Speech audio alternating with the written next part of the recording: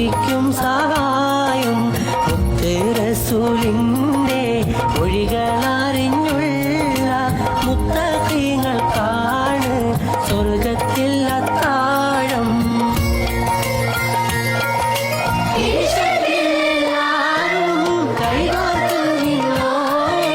പരിശുദ്ധനൂറിന്റെ മാർഗത്തിൽ വന്നോളി.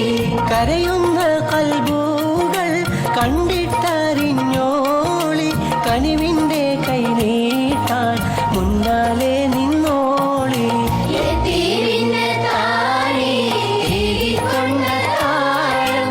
എത്തിക്കുന്നോർക്കല്ല സ്പർശിക്കും